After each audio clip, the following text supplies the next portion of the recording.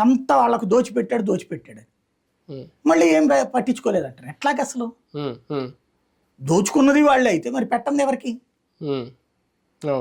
Concept ఏంటంటే మన expectations ఎక్కువ ఉంటాయి. ఇప్పుడు ఫర్ ఎగ్జాంపుల్ జగన్మోహన్ రెడ్డి వచ్చిన తర్వాత స్థానిక సంస్థలు ఇచ్చారు, వీళ్ళందరికీ అవకాశం ఇచ్చినట్టే కదా. కానీ వాడేం ఫీల్ అయ్యాడు? తను కౌన్సిలర్ అయ్యాడో కార్పొరేటర్ అయ్యాడో అని సంతోషపడట్లా. నేను దోచుకోవడానికి అక్కడ డబ్బులు ఇవ్వలేదంటున్నాడు.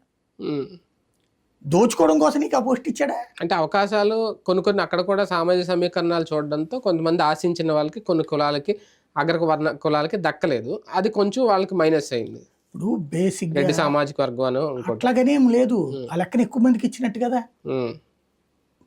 స్థానిక ఎన్నికలే అంత ముందు జరగలేదు కదా. అవును, అసలు ఎన్నికలే లేవు బాబు గారు. 2019 ఎన్నికలే పెట్టలేదు కదా. ఇప్పుడు మరి ఎంతమందికి వచ్చినాయిగా? అప్పటితో పోల్చుకుంటే ఎన్ని వేల మందికి వచ్చినట్టు. అవును, మరి అది కదా కంపేర్ చేసుకోవాల్సింది. నువ్వు ఇచ్చిన దాంట్లో 10 మంది వాళ్ళకి ఎక్కువ ఇచ్చావు, ఇదేం వెరితనం? అవును, ప్రాక్టికల్ గా ఏంటంటే ప్రభుత్వం రాగానే నన్ను బాగా చూసుకోవాలని ఎవరికాళ్ళు అనుకుంటారు, ఎవడు చూడ్డు.